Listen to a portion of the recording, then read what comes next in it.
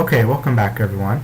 In this video, I want to take a couple of minutes to explain kind of a neat way of thinking about reflection and refraction. And this is kind of first put forward to the broader public by a guy named Richard Feynman, who's a famous physicist, probably after Einstein and Stephen Hawking is the next best well-known. Of course, you've got Neil deGrasse Tyson as well.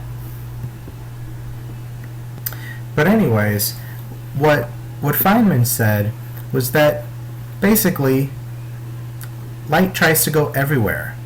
And so, for example, the way that a mirror works is kind of like this. Oh, here's a better picture. Let's get this out of the way. Okay, so here's a mirror. Goes all the way from A to M. And it's basically cut up into lots of chunks, but you could make more chunks if you wanted. This is just for clarity. And let's say you put some sort of block at this place right here, Q. So you have a light source S and a light receptor P. And this is a diagram that's lifted directly from Feynman's book, QED, The Strange Theory of Light and Matter. And it's an awesome book. It's a great read.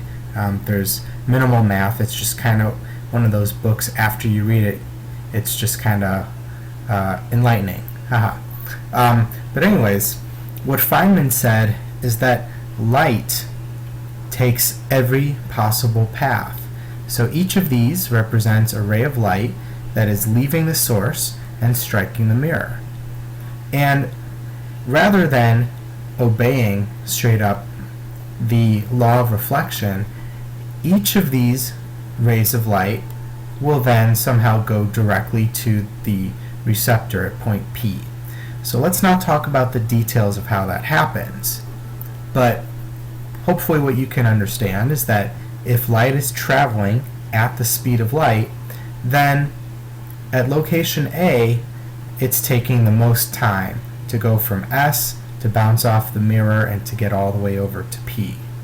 And the same thing with M. Well, at point B, it's taking a little bit less time. Time is on the vertical axis, and the least amount of time is G.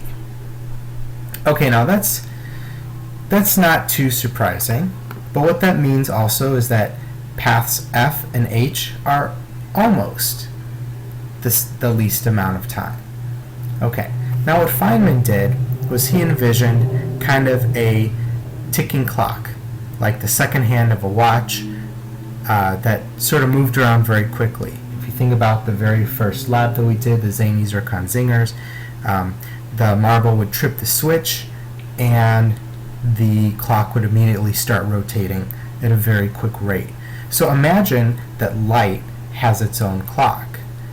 Okay? And as it rotates, the clock sort of tells you how much time passes for light.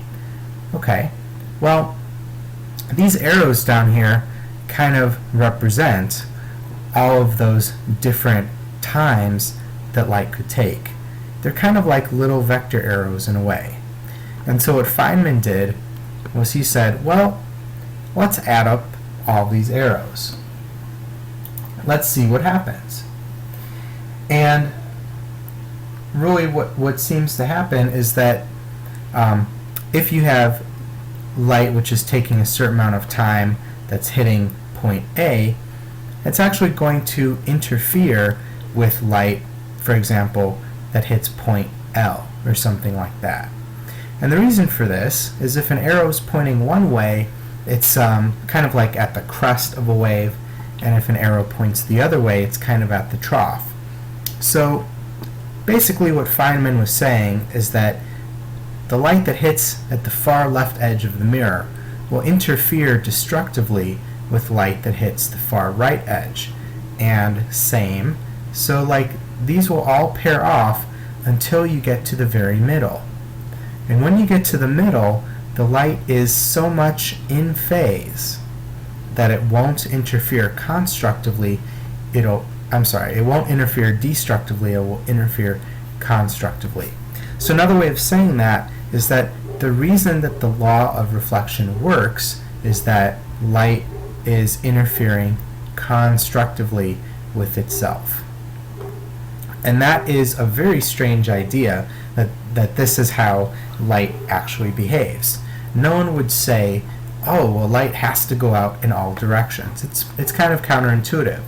But what gets even weirder is talking about lenses and refraction. Now, we haven't really got to lenses yet, but I want you to consider this diagram here. Okay, so this is the exact same diagram. You take this picture of the time that light takes and turn it on its side. Okay, and now instead of having some sort of a mirror in between, let's just do a dotted line, just some random imaginary dotted line. And let's say that light can go from point S to point A and point B and C and all the way down, okay, all the way down through.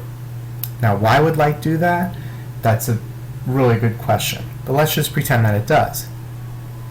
Well, what you can see from this is that light actually takes the most time at the edges. So what if there was some way to slow down light in the middle? Because let's face it, it's just getting to point P way too fast. Light at points A and down at the bottom here is taking way too much time. So what if we could slow down the light that was going through the middle? Well, what can we do to slow down light? Well, Feynman said, I know, let's put a little bit of glass in between. And so if you put a little bit of glass at the top here, light slows down just a little. If you put more glass, it slows down more. And if you put the most glass right in the middle here on the straight line path, that's where you'll get light to slow down the most. Okay? Now, it just so happens that if you construct this the right way, you're going to get a nice curved shape that looks suspiciously like a lens. Okay? So this means that the light takes the same amount of time to get from point S to point P, regardless of the path that it takes. And because we think that light tries to take the path of least time, this kind of explains lenses. So this is kind of a hand-waving insight into what Feynman said really is going on with reflection and refraction. And if you're interested, I can point you to some more resources, and it's actually a very fascinating read. So that's it for this time.